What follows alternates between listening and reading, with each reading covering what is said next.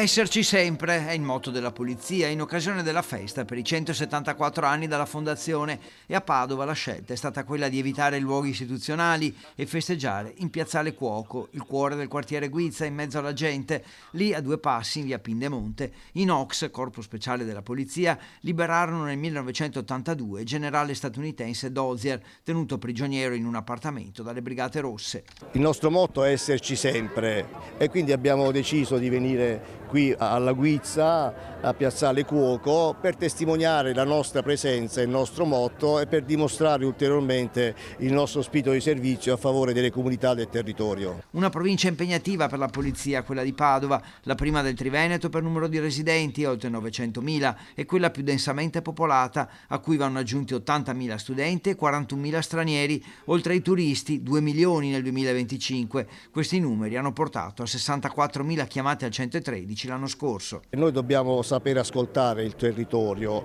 e le chiamate al 113, oltre 62.000, sono la voce del territorio. Quindi per noi è anche un dato positivo in termini di customer satisfaction, cioè la gente che si affida a noi, cioè il nostro agire trova legittimazione quando riceviamo la fiducia da parte dei cittadini. Quanto alla droga, i sequestri parlano di una cifra 5 volte superiore, 212 kg nel 2025. Molta attenzione meritano i giovani, l'età in cui iniziano ad assumere droghe è scesa addirittura a 11 anni, ma serve responsabilizzare, far capire la gravità dei reati piuttosto che punire. E oltre, ripeto, a ragazzini di 11 anni che cominciano il loro primo approccio con le droghe, poi c'è un discorso per quanto riguarda lo spaccio al dettaglio, dove la soglia anche quasi abbassata, vengono individuati addirittura a volte dei minorenni infra 14 anni assolutamente inimputabili se sono stranieri,